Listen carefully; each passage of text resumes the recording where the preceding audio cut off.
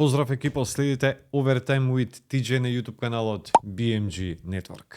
И кога сме кај каналот, subscribe, like, comment, share и така натаму. Се така со ред. Фала. Доста интересен ќе биде викендов. Има доста интересни надпревари и стварно беше тешко да се решам за кои 3-4 надпревари да збориме денес. Ювентус Наполи, Астон Вила Арсенал, Тотенхем Ньюкасл, Борусија Дортмунд Лајпциг, Аталанта Милан, Барселона Жирона. И се решив да ги трнам Астон Вила Арсенал и Аталанта Милан. Викендов усвари почнал уште во петок.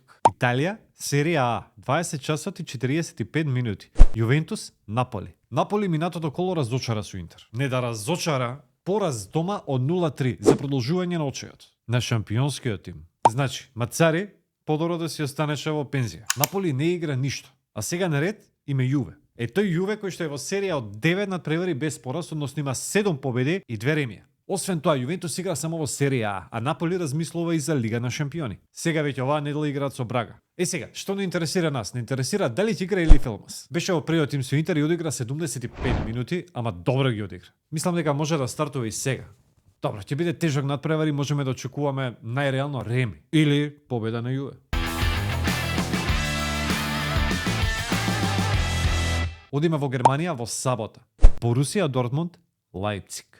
Овде ќе биде јако. Двете екипи ги дели само еден bod на табелата. И двете екипи играат доста променливо. И двете екипи не се задоволни од оваа сезона. Ова особено важи за Борусија Дортмунд кој што во теков на неделава, значи пред неколку дена, испадна и од купот на Германија, губиќи од Штутгарт со 2-0. Крш. Сега, оно што е добро за нас е тоа што двете екипи даваат и примаат многу голови. И не знам зошто да не биде така и сега.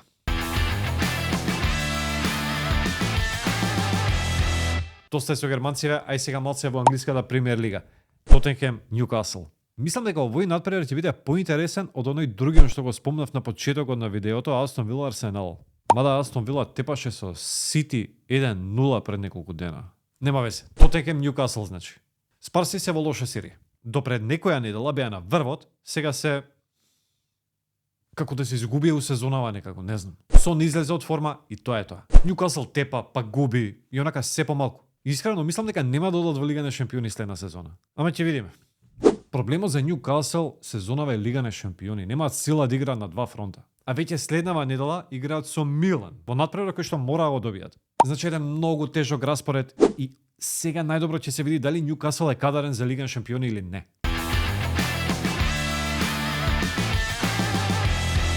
Последен меч, Шпанија, Ла Лига, големото дерби, Барселона, Жирона. Прв со трет. Погледнете табелава само. Реал и Жирона на врвот, Барса 4 бола помалку. И ова е интересно. Жирона има 10 бола повеќе од Атлетик Билбао кој е пети, што значи дека им се смешка Лига на шампиони следна сезона. Има тука некои полемики дали смеат или не смеат во Лига на шампиони, усвери де факто не смеат да играат во Лига на шампиони затоа што имаат изгазда со Манчестер Сити кој исто така игра во Лига на шампиони. Ама нема везе, за тоа во некоја друга прилика. Ќе биде тешко на Барса.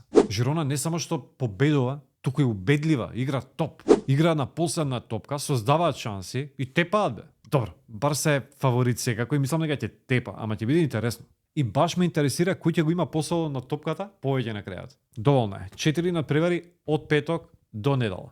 Топ викенд. Следете не, ставете по еден subscribe и очекувајте нови видеа. Чао!